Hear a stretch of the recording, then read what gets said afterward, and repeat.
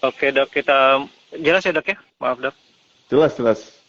Kalau Ya saya bang. jelas nggak suara saya? Jelas, jelas, jelas sekali. Oke. Baik dok, makasih dok kesempatannya. Dokter juga lagi sibuk masih di rumah sakit.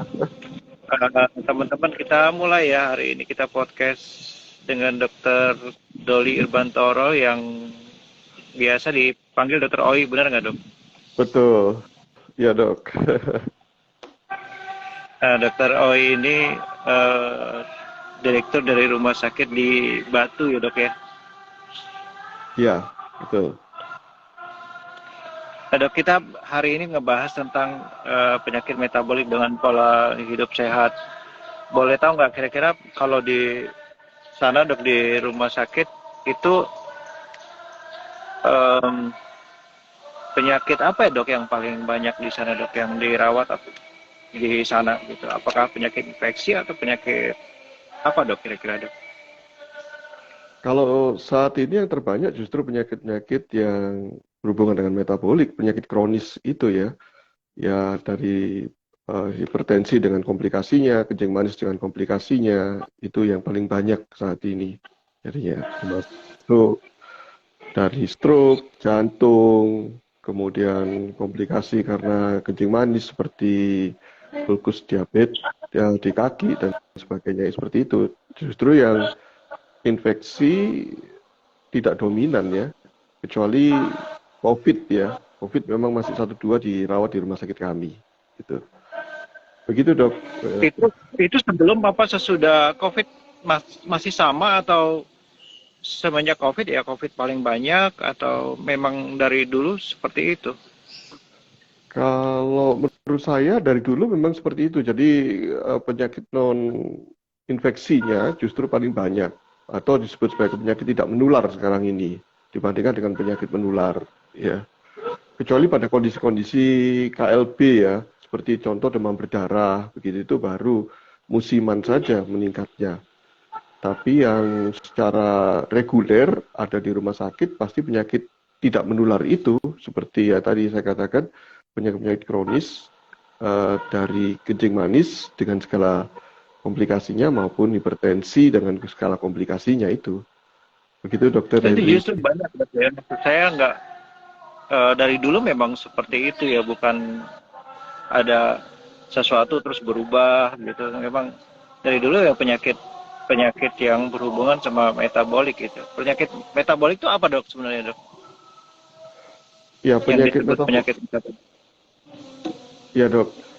Jadi penyakit metabolik gampangannya saja penyakit yang dipengaruhi oleh pola makan dan pola hidup. Jadi karena itu kemudian berlangsung secara kronis, memang tidak timbul mendadak seperti penyakit infeksi. Itu bedanya dengan penyakit infeksi. Penyakit infeksi terinfeksi sekarang ini, maka dalam waktu 3 sampai 7 hari akan timbul gejala. Sedangkan penyakit metabolik itu terjadinya pelan-pelan karena pengaruh pola hidup itu. Sehingga banyak pasien yang tidak menyadari bahwa dirinya menderita penyakit metabolik.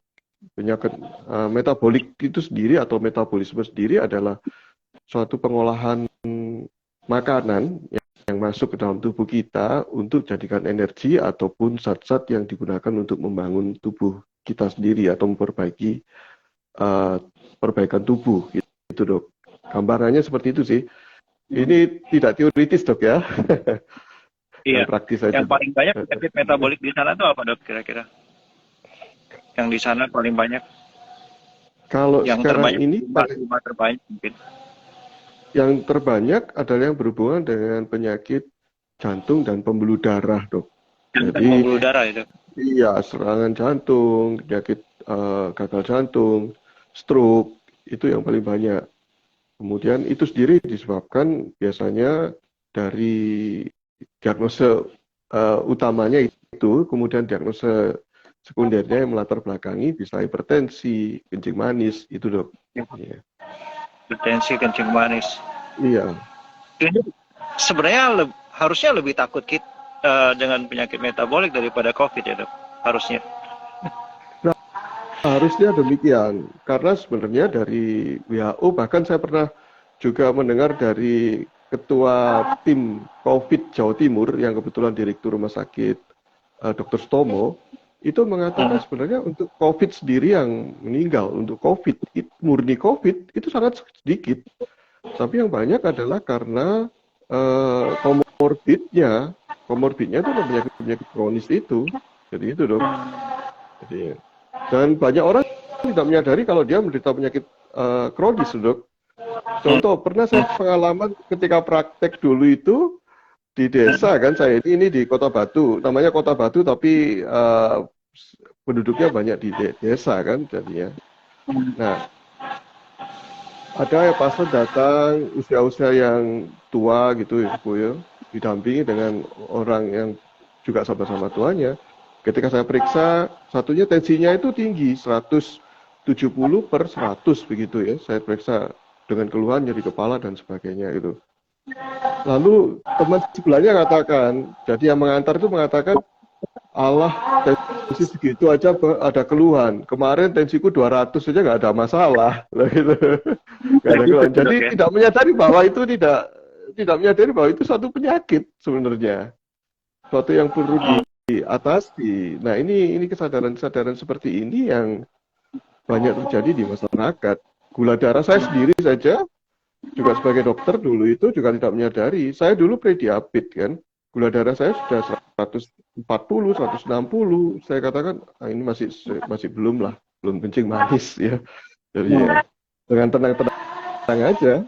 Jadi begitu dok. Jadi itu yang mengakibatkan banyak yang akhirnya dirawat dan bahkan sekarang ini level severity atau kegawatannya juga meningkat.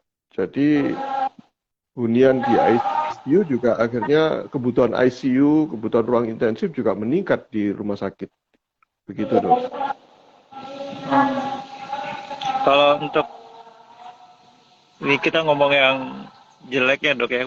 Kalau biasanya penyebab kematian paling banyak itu apa dok? Kalau kira-kira di rumah sakit. Cancer gimana dok? Cancer kebetulan di rumah sakit kami belum ada kemoterapi. Kami hanya merawat pasien-pasien yang justru cenderung ke arah paliatif ya. Kami sendiri kebetulan rumah sakit kami ada program palliative care yang lebih banyak home care begitu itu. Sampai sekarang tim kami merasa kewalahan karena jumlah pasien yang harus dikunjungi untuk home care karena paliatif ini lebih mengarah pada cancer terus bertambah. Jadi ya. Nah, kalau cancer ini terus bertambah ya. Sesuai dengan gambaran Kemenkes, ada 3 penyakit tak menular yang sangat tinggi, yaitu penyakit jantung, kemudian kanker, stroke, dan gagal ginjal. Ya. Jadi ini gambarannya sama dengan di rumah sakit kami juga. Jadi penyakit jantung banyak ya. Tadi kanker ternyata karena kami tidak merawat kanker, hanya palliative care. Palliatif itu ketika kondisi sudah end state itu juga terus meningkat. Kemudian stroke sendiri juga terus bertambah ya. Dan gagal ginjal itu juga terus bertambah dan kebutuhan untuk hemodialisis juga terus bertambah. Ini kewalahan sebenarnya rumah sakit terhadap kebutuhan terapi gagal ginjal itu. Nah, itu yang banyak sih dok. Gitu ya. Jantung, hipertensi, gagal ginjal, diabetes, stroke, cancer. Apakah semua itu ada hubungan sama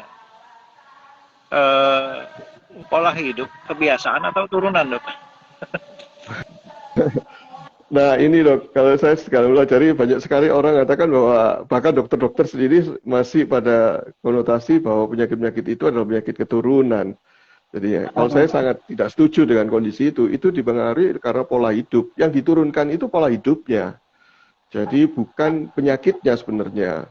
Jadi karena meniru, tanda kutip, bukan diturunkan secara genetically enggak, tetapi anak meniru orang tuanya gitu. Jadi pola-pola hidup itu. Jadi kalau menurut saya disebabkan karena pola hidup dan termasuk di dalamnya adalah pola makan yang salah. Makin kesini artinya makin hari makin salah lah pola hidup dan pola makan itu. Itu yang saya amati tuh. Jadi kalau kita benarkan pola hidup atau kebiasaan hidup kita, kebiasaan makan, itu bisa dok kira-kira diperbaiki Karena ini kan termasuk yang ya banyak ya di Indonesia. Di Indonesia banyak, Indonesia juga peringkatnya lumayan tinggi ya kalau di dunia untuk penyakit metabolik gitu. Jadi bisa nggak kira-kira itu diperbaiki dok dengan pola hidup saja gitu? Eh, sangat bisa karena penyebabnya karena kalau sebenarnya kita harus menterapi pasien ya kan. Kalau saya berpendapat harus terapi pada penyebabnya, bukan dengan simptomatik ya gejala-gejalanya, tetapi penyebabnya. Penyebabnya adalah pola hidup dan pola makan jadinya. Selain sebagai dokter, saya juga sebagai pasien juga mengalaminya, Dok. Jadi saya sendiri juga latar belakangnya hipertensi, prediabetes, obesitas, ya. Dan saya pada waktu hipertensi dulu sangat khawatir saya karena saya baca sendiri ya, karena saya dokter saya melihat sendiri, saya itu hipertensi yang diastolik ya, yang bawahnya yang tinggi. Jadi tensi saya 100, 110, atasnya yang atasnya 150, 140, sedangkan bawahnya itu kecantol di 100. Dan itu hipertensi diastolik ya, hipertensi yang tensi bawahnya yang cenderung tinggi. Nah itu justru berbahaya karena jantung tanda kutip relatif tidak istirahat, jadinya tidak kondisi resting, tegang terus, dan itu berbahaya sekali. Dan saya baca sendiri, maka solusinya yang tepat itu adalah mengubah pola hidup, jadi harus exercise, kemudian menurunkan berat badan, mencegah obesitas, itu terapinya. Dan sebelum saya menemukan atau mendapatkan perubahan dengan ketofastosis yang saya lakukan sekarang ini, saya juga stres karena saya tidak bisa diet. Jadi saya tidak bisa mengatur puasa saja, saya tidak pernah bisa ya. Jadi diet itu sulit sekali bagi saya. Dan ternyata ketika saya mengubah pola hidup dan pola makan tadi itu termasuk exercise secara rutin, ternyata bisa turun. Dan bahkan dulu ketika saya belum berubah itu, saya sudah minum obat-obatan lisinopril, amlodipin, bisoprolol, itu kan obat-obat yang untuk mengurangi denyut jantung juga. Selain hipertensi, denyut jantung saya cenderung tinggi, jadi denyut jantung di rata-rata 100 gitu itu. Nah itu sangat berbahaya sekali sebenarnya. Nah ini yang ya kebetulan saya sebagai dokter saya menyadari itu. Sempat frustasi dok, karena bagaimana saya bisa menurunkan berat badan, ternyata harus olahraga dan diet, dan dua itu yang saya nggak bisa pada waktu itu dok. Jadi ya, nah itu dok. Jadi menurut saya sangat bisa diubah. Jadi bahkan sekarang saya bisa lepas obat sama sekali. Jadi ya, tensi normal iya. Itu Begitu dokter dok. lepas obat sendiri atau ngobatin sendiri atau berobat juga? Saya obati sendiri dok, itu yang salah. Saya obati sendiri karena saya tahu saya malu, bahkan terhadap istri saya saja saya tutupi obat itu saya simpan di kantor. Kebetulan kan di Sinopril, amlodipin, bisoprolol itu kan minumnya 1 kali 1 kan, sehari 1. Jadi nggak perlu sore, jadi pada waktu di kantor saya minum obat. Tapi dok, Jadi ini kan diabetes kita itu, saya baca-baca, saya Google ya, nggak tahu benar apa enggak, itu kita nomor 5 terbesar di seluruh dunia. Bahkan untuk prediabetes, jadi ya sudah mengarah diabetes, justru kita nomor 3 terbesar. Nggak tahu saya salah nggak input saya gitu ya, prediabetes jadi dan kalau nggak salah dokter kan punya channel YouTube juga, itu pernah bilang diabetes itu ibunya penyakit. Itu gimana dok maksudnya? Kenapa diabetes jadi ibunya dari semua penyakit-penyakit yang kita bicarakan, hipertensi, gagal ginjal, gimana dok? Cancer. ya, jadi kencing manis itu benar dok, urutan yang kelima dari seluruh dunia di Indonesia dari IDF. Saya lupa tahun berapa terakhir, 2019 kalau nggak salah itu memang nomor 2019. 5. Iya, Udah berapa juta ya kita di Indonesia? sudah tinggi. Tinggi bahkan nanti diperkirakan tahun 2030 itu sekitar 60 juta penduduk Indonesia akan menderita diabetes ya. Kalau prediabetesnya sudah sangat banyak sekali. karena saya sendiri juga tidak, contoh tadi saya tidak menyadari kalau saya sendiri prediabetes ya, padahal dokter ya. Nah, banyak sekali di Indonesia itu seperti itu. Contoh saja lah, sekarang ini sepertiga penduduk Indonesia itu, bahkan 37%, data terakhir 2000 berapa itu 2016 atau 2017 ya, itu mengalami obesitas sentral, dan itu adalah salah satu tanda sindrom metabolik ya, dan itu akan Obesitas mengarah sentral pada itu yang perutnya buncit ya dok ya atau gimana? perut buncit. Jadi obesitas sekarang ini orang seringkali, saya membahas dulu obesitas dok ya, karena nanti menuju ke Iya. sana itu. Jadi obesitas seringkali orang melihat pada obesitas secara keseluruhan gemuk di mana-mana gitu, tapi sebenarnya yang paling berbahaya itu adalah harus diamati adalah obesitas sentral, obesitas di perut itu. Jadi kalau saya seringkali katakan laki-laki tidak boleh lebih dari 90 cm untuk lingkar perutnya, perempuan tidak boleh lebih dari 80 cm untuk perutnya, maka itu yang berbahaya karena itu akan menuju ke penyakit-penyakit kronis yang terlebih lagi adalah kencing manis. Kencing manis itu adalah ibu dari segala, induk dari segala penyakit, karena komplikasinya mulai dari ujung rambut sampai ujung kaki. Jadi kalau ujung rambut itu ketombe gitu itu, dan ini saya alami, dan bahkan saya juga dulu sudah kencing manis karena saya tidak mengontrol gula darah secara rutin. Kalau saya kontrol itu, saya cek gula darah saya masih 140, 160, tapi di atas ini sering ketombe dok. Jadi pada waktu itu. Dan terbukti ketika gula darah saya sekarang saya kontrol dengan pola hidup yang baik ini, gula darah saya di bawah 100 begitu, saya tidak ada ketombe sama sekali. Pada waktu itu saya pikir karena kesalahan sampo dan sebagainya. Ternyata setelah saya kontrol gula gitu itu hilang itu ketombe, nggak pernah ketombe lagi. Jadi ya. Nah, jadi dari ujung rambut ini bisa ketombe kerontokan, kemudian turun lagi di otak ini, stroke itu bisa disebabkan karena kencing manis, dan bahkan beberapa literatur mengatakan Alzheimer, demensia itu sebagai DM tipe 3, kencing manis tipe 3 ya, dari otak. Jadi ya. Kemudian turun lagi katarak. Katarak akhirnya menyebabkan retinopati, kebutaan di mata.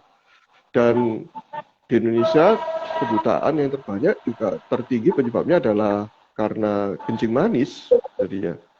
Dan ibu saya sendiri mengalaminya dok. Sekarang ini operasi gagal karena ternyata retinanya sudah tidak berfungsi. Ya, ibu saya kencing manis. Jadi itu. Nah itu yang karena pola hidupnya. Jadi itu penyebabnya dari mata. Ya, katarak dan retinopati namanya gagal retina. Kemudian turun lagi, ini komplikasi kencing manis saya bahas ya. Turun lagi di mulut. Sering terjadi gangguan gigi ya, jadi gigi berlubang, karies dentis, karies gigi, kemudian bisa timbul jamur dan bahkan sariawan. Ya, saya bahkan sekarang ini saya lupa sariawan. Kalau dulu sebelum masih obesitas dan prediabetes dan sebagainya dulu itu sebelum mengubah pola hidup, saya sering kali sariawan. Ya, sedikit-sedikit sariawan. Vitamin C itu saya konsumsi hampir tiap hari. Jadi ya, untuk mencegah sariawan itu. Tapi sekarang saya tidak konsumsi vitamin C ya. Kemudian sekarang sariawan sudah lupa ya. Kalau kegigit pun juga sudah kadang-kadang timbul sariawan karena kegigit kan, insiden itu. Tapi 1-2 hari sudah hilang dan tidak merasa sakit lagi. Itu bukti bahwa bagaimana gula itu sangat mempengaruhi ya. Kemudian turun lagi ke dada, di rongga dada, itu jantung, bisa terjadi dilatasi pembesaran jantung tanpa gejala apapun, tapi tiba-tiba gagal jantung. Kemudian koroner, penyakit jantung koroner, ya. Lalu paru-paru.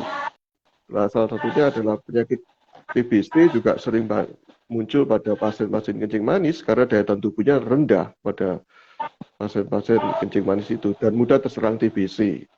Dan bahkan COVID kemarin itu juga mudah, orang yang kencing manis mudah terkena COVID, resiko tinggi, gagal nafas jadinya. Kemudian turun lagi yang terbanyak juga adalah ke lambung. Ya. Jadi lambung itu namanya gastropati, gagal gangguan di lambung, GERD, penyakit asam lambung. Itu sendiri juga penyebabnya adalah kencing manis.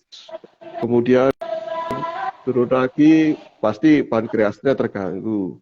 Liver, pada penyakit DM itu ada hubungannya dengan fatty liver, perlemakan hati, ya. Jadi itu yang, dan perlemakan hati menyebabkan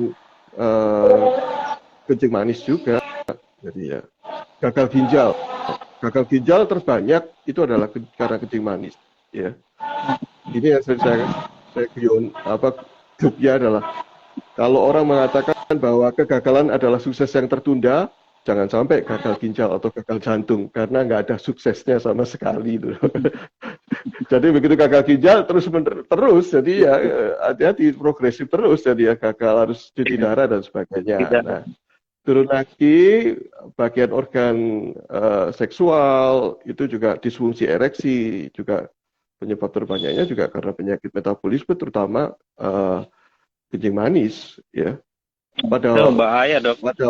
Iya, ya, pada laki-laki tetap disfungsi ereksi, pada laki-laki iya itu ya. Terus kemudian pada perempuan adalah PCOS, ya, polycystic ovarium syndrome, ya. Iya. Dan itu terjadi kekacauan, sulit punya keturunan, kemudian menstruasi tidak teratur, gangguan hormonal dan sebagainya. Lalu turun lagi di bagian kaki, biasanya tertimbul luka di kaki yang orang sering mengatakan bahwa ini kencing manis tipe basah karena nggak sembuh-sembuh, ya. Nah, itulah, jadi ujung rambut sama ujung kaki itu semua bisa terkena, bahkan hipertensi sendiri juga bisa sebagai komplikasi dari kencing manis. Kalau ada penderita kencing manis dan hipertensi gabungan di dua-duanya, maka itu yang berbahaya sekali. 30% penderitanya bisa mati mendadak namanya. Jadi serangan jantung tapi tidak terasa, ya. Silent killer bener-bener kalau dua penyakit ini, hipertensi dan kencing manis, bergabung itu loh. Jadi karena itu saya menyebutnya sebagai induk dari segala penyakit, dan repotnya lagi ketika masuk ke rumah sakit yang didiagnosa adalah akibat dari kencing manisnya itu. Karena itu kencing manis menduduki, kalau nggak salah, dari secara nasional hanya ranking 6 untuk level penyakitnya. Tadi penyakit jantung, stroke, gagal ginjal, kanker, itu yang menduduki pertama karena itu yang muncul.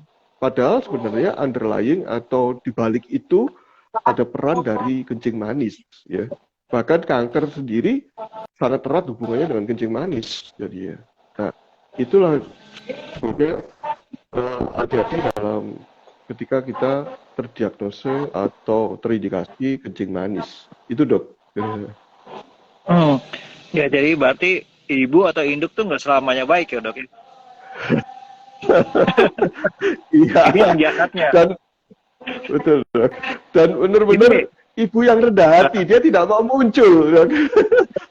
Jadi di balik itu nggak mau menyombongkan diri dia. Nggak mau nomor 1, nggak mau. Jadi oke, nomor 6 gitu itu. Ya begitu gitu, disfungsi ereksi baru ketahuan itu latar belakangnya gitu. Yang muncul dia nggak muncul duluan gitu. Betul. Bahkan terus, kencing manis itu seringkali kebetulan dok ketemunya. Jadi ya gitu.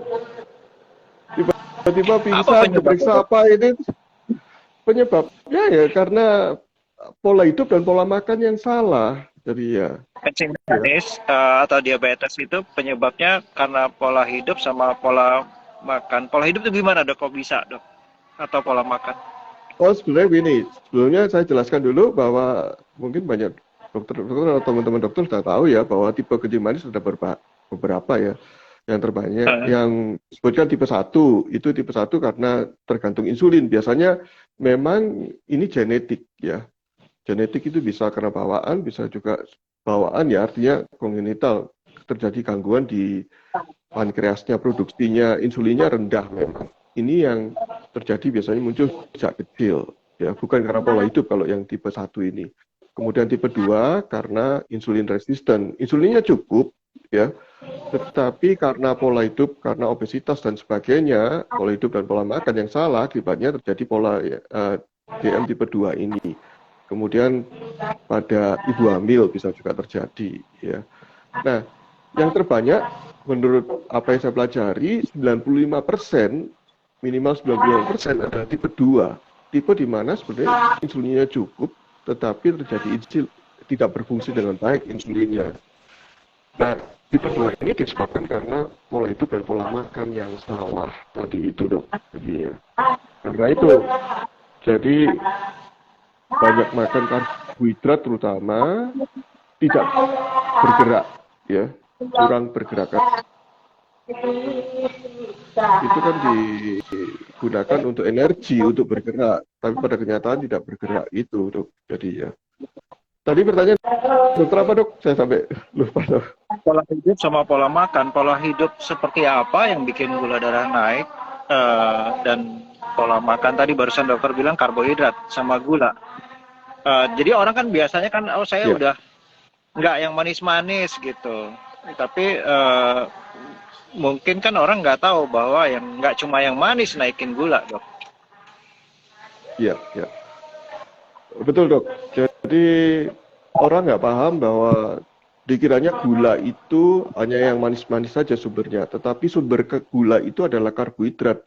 Segala sesuatu dari karbohidrat itu pasti diubah menjadi gula di dalam tubuh kita. Ya, kita tidak makan manis. Contoh, hanya makan nasi saja, dipikir nasi itu tidak manis. Sebenarnya nasi itu akan manis kalau kita benar-benar mengunyahnya lama, ya.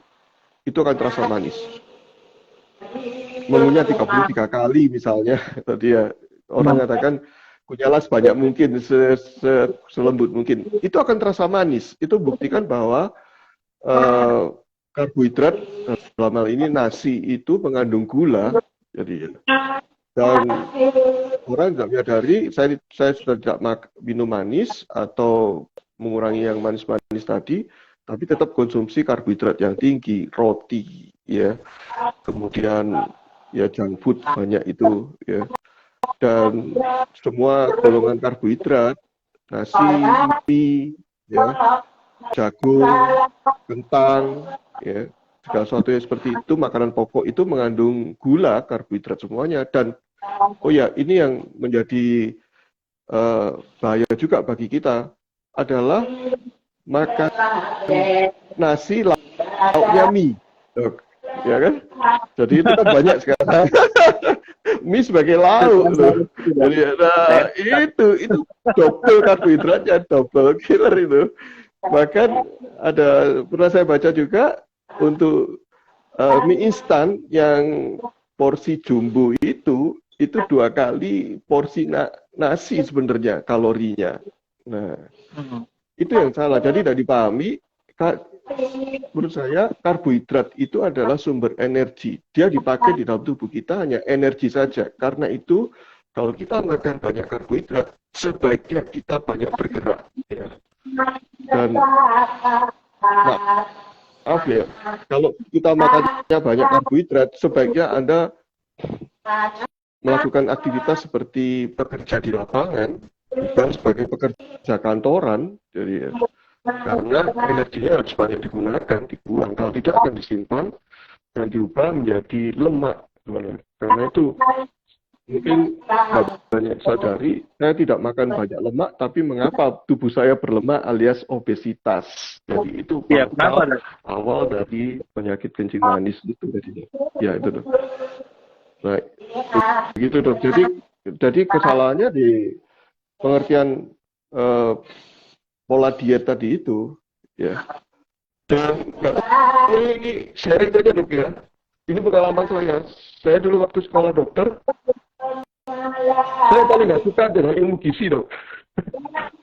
Karena ilmu gizi itu hitung-hitungan, ngapalkan jenis dan sebagainya. Ini untuk apa sih? Saya juga nggak ngerti, Dok. Saya nggak mau. Saya lebih senang ilmu yang mengarah pada pengobatan, gejala klinis dan sebagainya daripada gizi, Dok. Ya, semoga nggak banyak dokter yang seperti saya. Nggak senang dengan ilmu gizi. Padahal gizi ternyata sangat penting sekali, Dok. Gitu. Jadi kalau kita ganti nasi, misalnya kita sudah ada keturunan. Putus-putus ya. Bagaimana, Dok? Iya, Dok. Kalau misalnya kita sudah ada keturunan diabetes dok. Kemudian kita ada kecenderungan untuk diabetes. Sinyal saya kurang bagus ya dok.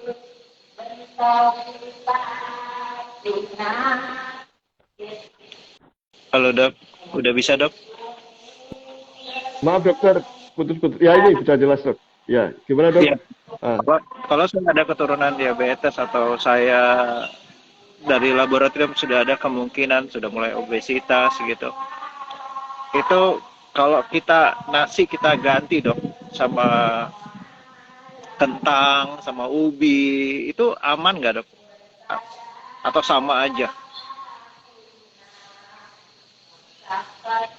Kalau menurut saya kencing manis ya. Kalau saya bicara masalah kencing manis atau obesitas atau kencing manis saja lah ya. Itu yang terbanyak tadi saya sebutkan 95% karena pola hidup dan pola makan. Jadi masukan karbohidratnya terlalu banyak.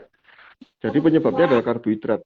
Selama kita masih konsumsi karbohidrat tinggi, ya dalam hal ini makanan pokok tadi itu, maka sangat sulit sekali mengontrol gula darah. Ya. Terbukti dari pasien kencing manis, ya, yang mendapatkan terapi ini dari bukunya Perkeni ya, Persatuan Endokrinologi, Kedokteran Endokrinologi Indonesia, itu mengatakan yang berhasil terkontrol itu hanya sepertiga saja. Jadi 2/3 itu tidak bisa terkontrol gula darahnya. Mengapa? Karena ada satu salah pola diet itu. Jadi ya, dan dari dokter kencing manis sendiri, endokrin itu mengatakan bahwa terapi kencing manis itu dietnya. Yang kedua exercise, baru ketiga itu baru obat-obatan. Obat-obatan tidak bisa menggantikan dua hal yang pertama tadi itu. Lalu sekarang saya soroti adalah mengapa banyak gagalnya juga ketika sudah diatur pola makannya, pola dietnya tadi itu, tapi banyak yang gagal. Karena itu sangat sulit sekali.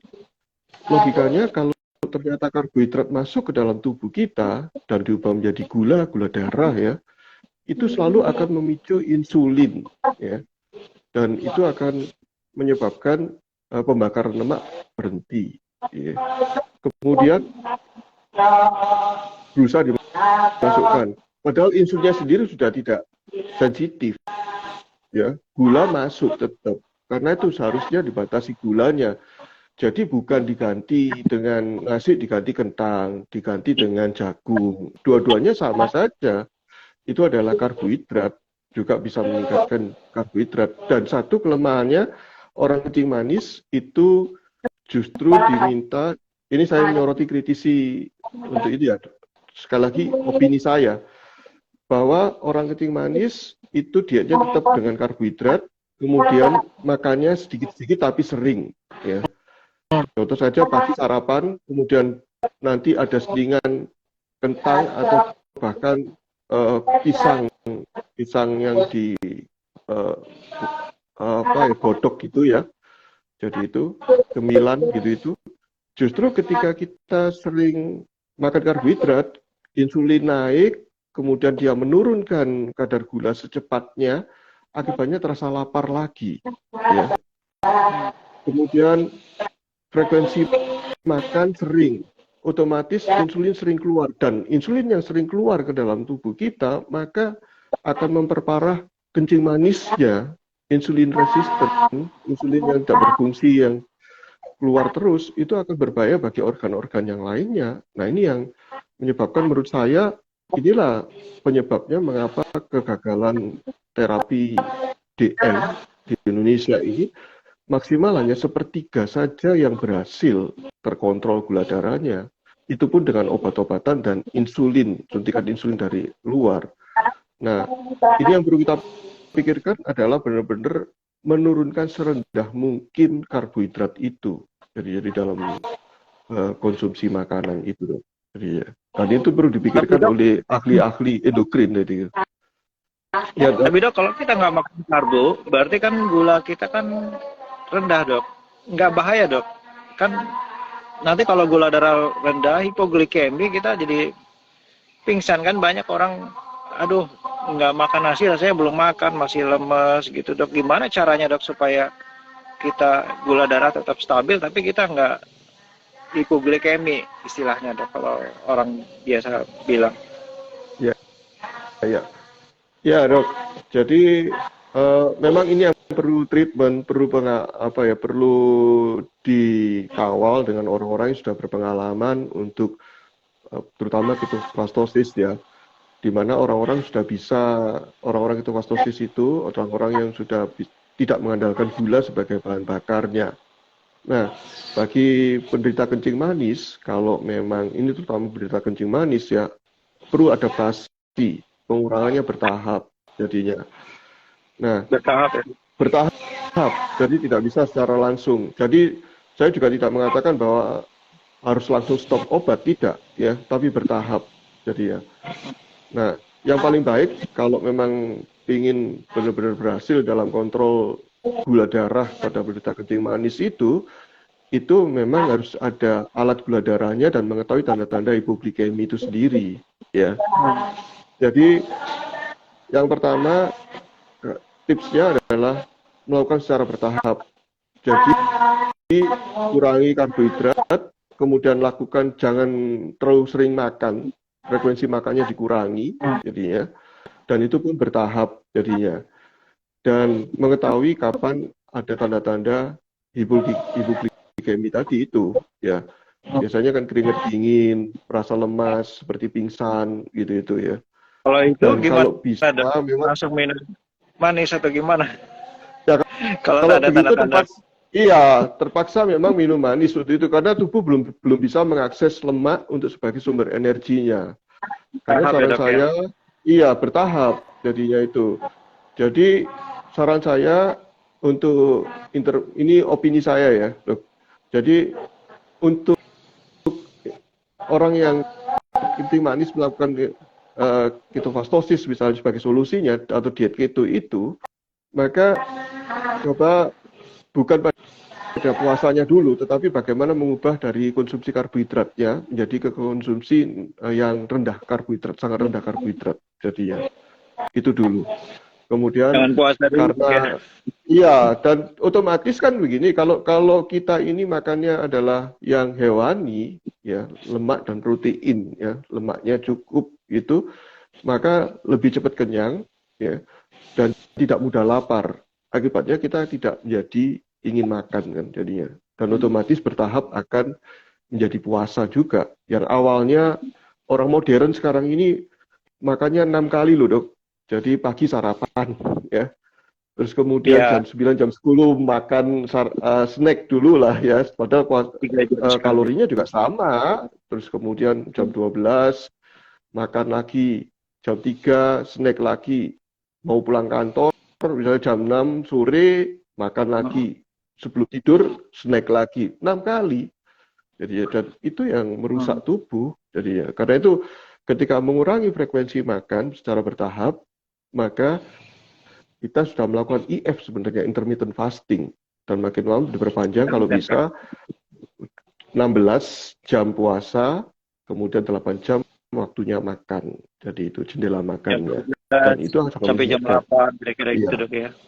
iya betul, Iya, betul tapi dok. tapi Jadi dari itu. sekolah udah begitu dok. Dari TK udah disiapin dok, cemilannya, makan paginya. Tapi sebenarnya eh, tanpa sadar sebenarnya anak-anak itu nggak suka loh sarapan itu. Dipaksa Kemudian dok ya. sarapannya sebenarnya sarapannya jam 10 sebenarnya bagi anak-anak itu. Dan bener loh. Anak saya amati jam istirahatnya jam berapa? Jam 10. Bener-bener ya. Dan sejak saya ikut ketofastosis ini, anak saya juga mengikutinya, maksudnya belum full ya.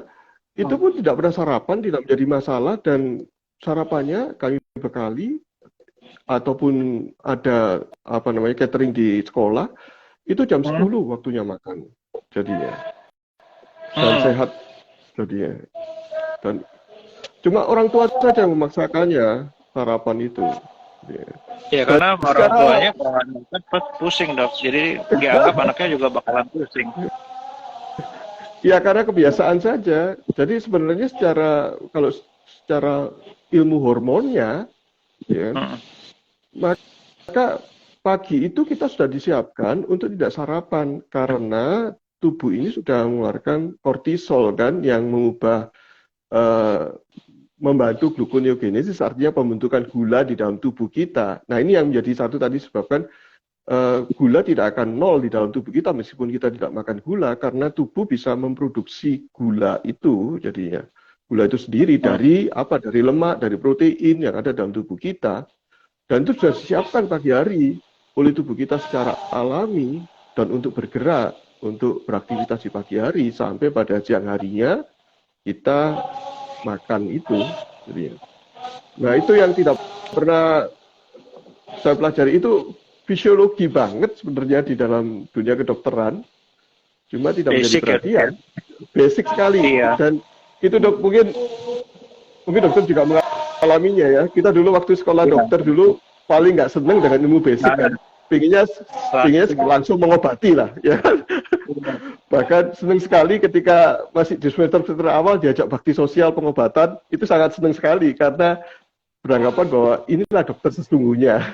Ketika mempelajari iya. basic fisiologi dan sebagainya, sangat apa ini untuk apa juga gitu ya. Padahal ternyata setelah sekarang ini menjadi penting jadinya. Itu dok. Saya itu kan sering kalau misalnya pasien operasi kan saya cek laboratorium dok. Kadang-kadang saya lihat orangnya berat badannya ideal dan badannya bagus dok. Badannya bagus, terus dia rajin olahraga, bisa sejam sehari olahraga.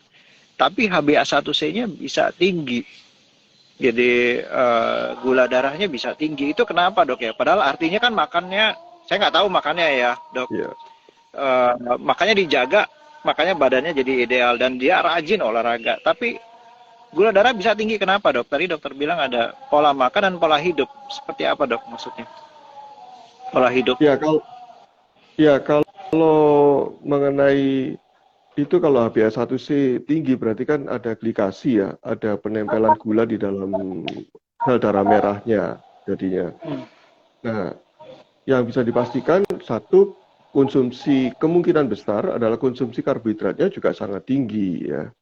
Meskipun nanti dipakai olahraga tetapi lebih daripada yang digunakan itu. Kemudian yang kedua, apakah ada produksi gula yang juga cukup tinggi di dalam internalnya? Karena juga orang-orang yang fitness itu kan ada yang menggunakan obat-obatan kortikosteroid segala. Dan itu menyebabkan mobilisasi dari gula juga untuk menempel di sel darah merah. Ya. HbA1c memang valid sekali untuk mengidentifikasi bagaimana kadar gula di dalam tubuh seseorang. Jadi ya. Kemudian stres. Olahraga yang berlebihan juga menimbulkan stres ya. Jadi karena itu harus balance seperti itu juga. Iya, stres tubuhnya ketika berlebihan menggunakannya. Apalagi kalau ternyata dia bukan atlet yang profesional. Kalau atlet profesional sendiri selalu ada pengaturan kan. Selain di-push fisiknya, dia juga ada istirahatnya. Ya. Saya ingat benar seperti Ronaldo kemarin kan mengeluh pindah rumah itu gara-gara dia berisik tidak bisa istirahat gitu kan di Manchester waktu itu. Saya jadi ingat bahwa kebutuhan tidur pun juga sangat tinggi, sangat perlu. Jadi stres sendiri bisa menimbulkan tadi itu mobilisasi gula juga menjadi tinggi. Jadi ya. Karena stres pada waktu zaman-zaman purba dulu itu kan untuk bergerak, fight or flight ya. Jadi bertarung atau berlari, menghindar gitu. Ya. Di dalam otak kita ketika ada stres, maka produksi gula juga menjadi tinggi. Jadi ya. Dan itu yang bisa masuk nempel kalau terus-terusan secara kronis, akibatnya ya mungkin itu penyebabnya adalah HbA1c-nya menjadi tinggi juga. Jadi ya. Itu dok. Jadi nggak bisa kan kadang-kadang kan ada prinsip makan aja semua mau Indomie mau semua dimakan, yang penting olahraga kan dok. Tapi bisa jadi memang badannya bagus nggak gemuk tapi badannya stres ya dok ya, karena perlengketan gula darah dengan hemoglobin, belum lagi dengan Jadi nggak cuma makan ya dok ya. Jadi stres juga penting benerin ya dok. Betul, betul. Karena itu sebenarnya yang saya mengikuti pola hidup ketofastosis kan, sebenarnya ada 5 pilarnya. 5, jadi yang pertama adalah bagaimana pola pikir kita ini jadi mind management, dan bahkan di kelompok ketofastosis Indonesia itu dikatakan 60% perannya. Ya. Kemudian kedua adalah bagaimana intermittent fasting, mulai melakukan puasa. Lalu dengan dietnya, low carb diet, ya. Yang berikutnya adalah olahraga, exercise secara teratur ya.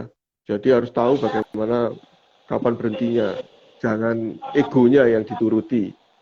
Dan yang berikutnya adalah tidur yang cukup 6-8 jam perharinya. Dan yang tadi nomor 1 stres itu berhubungan dengan nomor 5, yaitu tidur tadi itu. Selain kuantitasnya 6-8 jam per hari, juga kualitasnya. Jadi kadang-kadang tidur dengan sering mimpi, ya itu biasanya lagi stres. Karena mimpi itu kan rapid eye movement, jadi tidur yang tidak dalam. Padahal dibutuhkan adalah tidur yang nyenyak, yang dalam itu. Itu kalau stresnya kronis, maka tadi saya katakan kortisolnya naik, dan itu akan memproduksi gula di dalam tubuh juga menjadi tinggi jadinya.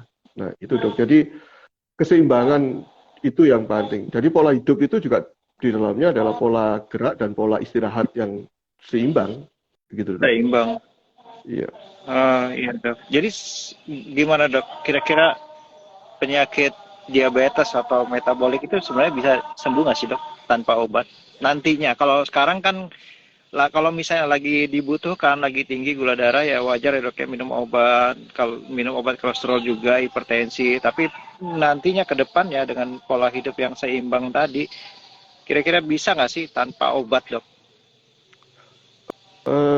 Sangat bisa ya. Jadi saya katakan tadi 95% lebih disebabkan karena pola hidup dan pola makan. Kalau kita mengatasi akar masalahnya itu, maka kita tidak perlu lagi membutuhkan obat-obatan. Di awal memang kita masih membutuhkan obat-obatan untuk adaptasi itu, membantu adaptasinya. Jadi ya, ketika diubah pola hidup dan pola makan tadi itu dengan keseimbangan tadi ya, jadi ya, dan termasuk di dalamnya mengatasi stresnya, manajemen stres itu, maka tidak perlu lagi obat-obatan. Seingat saya pada waktu dulu saya mau lulus juga diingatkan bahwa pola untuk penanganan penyakit yang tidak menular atau penyakit kronis itu, yang pertama adalah edukasi, memahami penyebabnya apa, ya, mengedukasi pasien penyebabnya apa dan sebagainya. Lalu kedua adalah bagaimana pola dietnya, lalu exercise, olahraga. Barulah berikutnya adalah obat.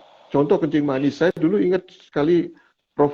Saya mengatakan terapi kencing manis yang pertama edukasi, kemudian pola dietnya diatur, diperbaiki, ya, penyebabnya apa itu.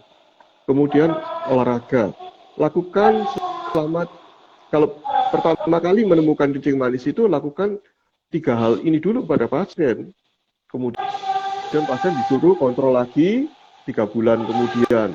Bila ternyata masih tinggi, ya kan, belum normal gulanya, maka diperpanjang lagi 3 hal tadi itu. Bila sampai tambahan 3 bulan itu masih tinggi, barulah dengan obat-obatan. Tetapi ingatkan pada pasien, 3 hal tadi itu tetap harus dilakukan. Jadi memahami, kemudian melakukan olahraga, dietnya yang baik, dan olahraga. Tidak bisa menggantikan, obat tidak bisa menggantikan 2 hal tadi itu, ya. Jadi harus tetap dilakukan, dan ini pedoman Perkendi, pedoman endokrin itu juga tetap itu. Jadi ya sampai sekarang ini. Hanya saja maaf ya, mungkin beberapa oknum dokter misalnya ya sesama kita ini mengatakan ya sudah Bu, kalau nggak bisa diet nggak apa-apa, yang penting obatnya jangan lupa, insulinnya jangan lupa. Lah, itu jadi orang akhirnya codependent ya. Namanya kita jelomprongkan orang, pasien, tetap nggak bisa, Ya. harus 3 itu. Kalau tidak, maka terbuktikan sekarang ini baik hipertensi maupun kencing manis, pasien awalnya hanya minum 1-2 obat saja, setelah berlangsung lama maka obat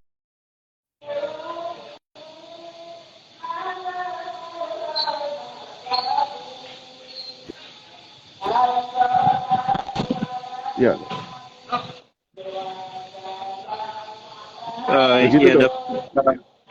Dok boleh kasih bocoran nggak dok? Eh, Dokter ritual paginya apa dok?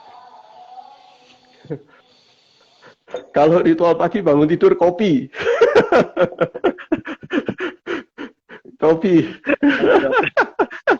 Kemudian barulah olahraga ya, olahraga yang kalau memang eh, waktunya mepet gitu, tetap saya sempatkan olahraga, squat, ya, push up, begitu dok. Jadi ya, ya. Kemudian barulah ya kepentingan pribadi, mandi dan sebagainya, baru ngantar anak sekolah, gitu itu loh. Boleh nggak pesen Dan nih puasa ini ya dok ya. puasa dok? Jangan sarapan Iya. dong ya dok. Nggak sarapan ya. Sarapannya hanya kopi Tapi ini aja. boleh minum ya dok ya.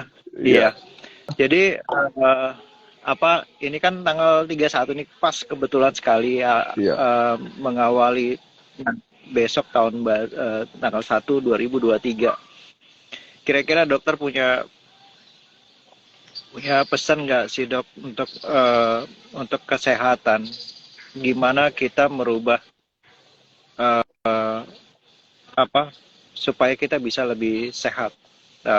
Tahun depan tuh lebih baik. Ada pesan nggak kira-kira dok atau ada tipsnya? Iya. Saya ini menjadi WHO ya, atau filsuf dari Jerman ya, mengatakan bahwa health is nothing, without health everything is nothing. Jadi kesehatan itu tidak menjadi apa-apa, tidak menjadi penting ketika kita merasa sehat, kondisi sehat. Tapi kesehatan itu, tanpa kesehatan segala sesuatunya tidak menjadi apa-apa lagi, tidak berarti apa-apa ya. Karena itu tahun depan itu kata orang resesi, krisis semuanya ya. Kita bisa menghadapi semua itu kalau kita kondisinya sehat ya. Kalau tidak sehat, maka apa yang kita investasikan, kita perbuat itu menjadi sia-sia belaka. Karena itu harus dijaga kesehatannya jadinya. Dan bahaya yang mengancam ke depan itu adalah dari sisi kesehatan adalah penyakit tidak menular, penyakit karena pola hidup dan pola makan. Saya sudah pernah mengalaminya, karena itu saya tidak berharap terjadi pada orang lain. Jadi, dan solusinya ternyata sangat mudah sekali. Ya. Justru kita melakukan intermittent fasting, puasa, tidak sering makan, ya. Kemudian melakukan yang sekarang ini kan banyak makanan berkarbohidrat ya. Kita hidup di hutan karbohidrat sekarang ini, sangat luar biasa, mengerikan. Jadi ya, dan itu kita perlu jaga, ya. Baiknya diet rendah karbohidrat, karena kalau Anda dietnya tinggi karbohidrat, maka konsekuensinya ini berhubungan dengan kalori, maka Anda harus banyak gerak, jauh lebih banyak bergerak. Tadi sempat sebutkan, dokter, ya saya makan bebas, yang penting saya berolahraga. Ini nggak seimbang loh olahraganya. Jadi saya ingat pada satu postingan saya, contoh saja untuk satu piring nasi pecel itu untuk menghabiskan energinya kita perlu berolahraga sepeda selama 2 jam ya, dengan kecepatan 20 km per jam ya. Kira-kira Padahal itu kan konotasinya sehat ya dok ya. Pecel kan, iya. oh nasi dok. Nasi pecel dok. Pecel itu sendiri karbonnya tinggi loh dok. Jadi nasi Pecel ini pecelnya, karbonnya bumbu tinggi. pecelnya, terus kemudian Ya. peyeknya atau kerupuknya, ada perkedel, ya, ada jagungnya, ya ke semua karbohidrat. Karena itu membakarnya juga butuh energi yang besar. Jadi bukan mager Mesti ya. Karena itu kok sepeda ada berapa? konsekuensinya. Berarti sepedanya kalau nggak salah kemarin 2 jam dengan 1 jam dengan kecepatan 20 km Pecel per doang. jam ya. Jadi satu porsi nasi pecel. Setelah sepedaan pit stopnya nasi pecel lagi. Ya. Nah, ini ya jadi pilihlah diet yang memang tidak menimbulkan obesitas ya. Kemudian perubahan olahraga. Olahraga lakukan teratur sesuai dengan kemampuan. Mulailah dengan hobi yang Anda sukai dulu, barulah diatur untuk membentuk otot. Karena otot sangat penting sekali, otot yang gede, otot yang maksudnya banyak jumlahnya, itu energinya akan terserap di situ, jadi lebih aman meskipun kita kelebihan kalori ternyata ya, pada batas tertentu tapi ya. Jadi itu sekali lagi pola itu manajemen stres. Kalau kita diet karbohidrat tinggi, sebenarnya itu menimbulkan stres baru bagi tubuh kita, di luar dari stres pikiran ya. Stres fisik kita juga sangat tinggi. Jadi gula yang tinggi itu stresor bagi tubuh kita. Pikiran kita jadi tidak tenang, selalu ingin mencari craving ya, selalu mencari gula lagi, gula lagi. Gula dalam hal ini adalah karbohidrat itu. Jadi bahkan ada yang mengatakan gula itu equal dengan melekatnya di otak, sama dengan morfin, sama dengan narkoba, sangat sulit untuk melepaskannya. Karena itu, lakukan perubahan-perubahan pola hidup sehat. Satu lagi dok, terserahlah diet apapun, pola hidup apapun, adalah ada parameter sindroma metabolik yang harus diukur. Yang pertama adalah lingkar perut tidak boleh buncit, ya. Terserahlah diet apa, ya, lakukan apa, bagaimana mengurangi perut buncit ini ya, yang penting itu. Jadi perut laki-laki tidak boleh lebih dari 90, perempuan tidak boleh lebih dari 80. Lebih dari itu hati-hati. Itu adalah awal dari sindroma metabolik. Kemudian tekanan darah harus diukur secara teratur.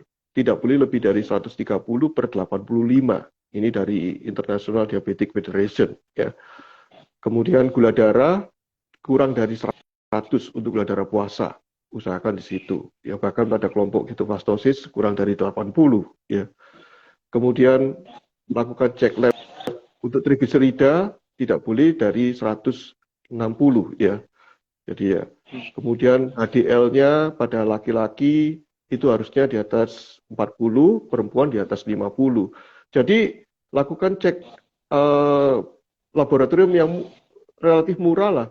Gula darah, trigliserida, HDL. Itu saja parameternya. Jadi ketika 5 parameter tadi itu tidak terpenuhi, maka dicari tahu penyebabnya apa.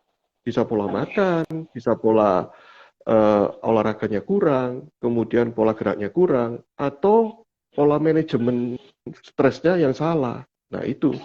Jadi saran saya, simple kok hidup ini, jadi itu saja yang nggak usah mahal-mahal pun bisa dilakukan oleh kita semua. Dan ini saya berharap jadi resolusi bagi kita semua. Ya, kalau tidak, ini joke saja dok. Ya, lumayan lah. Rumah sakit saya tetap ramai jadinya karena banyak pasien tadi itu. Iya dok. Di tempat saya juga dok. Kalau kita sindrom metabolik itu kan lebih cepat agingnya dok. Jadi saya rame juga dok. Betul dok. Betul. Jadi mungkin akhir tahun ini mungkin jadi terakhir sekali begadang kali dok ya. Kalau buat teman-teman yang mau begadang akhir tahun ini, mulai besok tidur jam 9 gitu ya dok ya. Iya. Manajemen stres.